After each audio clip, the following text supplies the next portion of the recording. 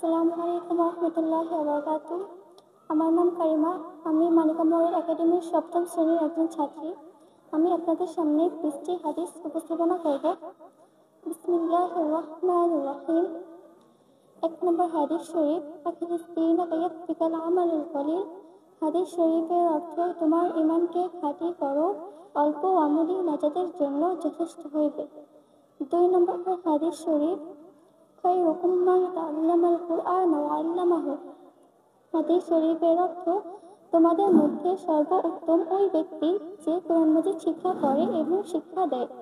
3 নম্বর হাদিস শরীফ, তালাবুল ইলমি ফারিদাতুন আলা কুল্লি মুসলিমিন।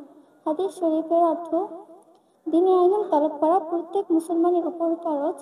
4 নম্বর হাদিস শরীফ, আত-তাহুরু শাতরুল ঈমান। হাদিস শরীফের অর্থ, পবিত্রতা ঈমানের অঙ্গ। 5 নম্বর হাদিস শরীফ, মিফতাহুল জান্নাতিস সালাহ। হাদিস শরীফের অর্থ, নামাজ বেহেশতের চাবি। 6 নম্বর হাদিস শরীফ, আউয়ালু মা ইউহাসাবু বিহিল আবদু ইয়াউমাল কিয়ামাতিস সালাহ। হাদিস শরীফের অর্থ, কিয়ামতের দিন সর্বপ্রথম নামাজের হিসাব হইবে। 7 নম্বর হাদিস শরীফ, ফাদলুল আলিমি আলাল আবিদি কাফাদলি আলা আদনাকুম।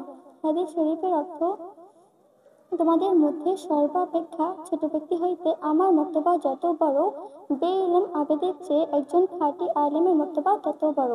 8 নম্বর হাদিস শরীফ, আদ-দুআউ ওয়াল ইবাদাহ। হাদিস শরীফের অর্থ, দুআই ইবাদত। 9 নম্বর হাদিস শরীফ, মান লাম ইয়াসআলিল্লাহ ইয়াগদাব আলাইহি। হাদিস শরীফের অর্থ, যে ব্যক্তি আল্লাহ তাআলার নিকট দোয়া করে না, আল্লাহ তাআলা তাহার উপর রাগান্বিত হন। 10 নম্বর হাদিস শরীফ, লা ইয়ারহামুল্লাহু মান লা ইয়ারহামুন নাস। হাদিস শরীফের অর্থ, আল্লাহ তাআলা ওই ব্যক্তির উপর রহম করেন না যে মানুষের উপর রহম করে না।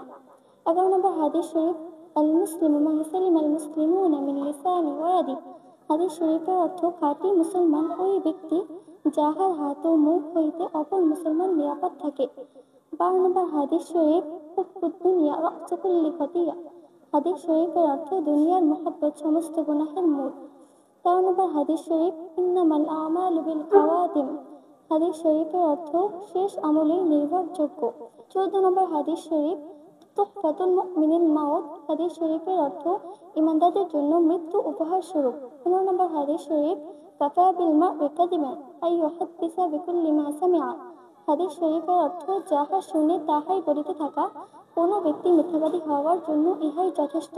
16 নম্বর হাদিস শরীফ, লা ইয়াদখুলুল জান্নাতা জাসাদুন গুযিয়া বিল হারাম। হাদিস শরীফের অর্থ, হারাম ভক্ষণকারীর শরীর বেহেশতে প্রবেশ করিবে না।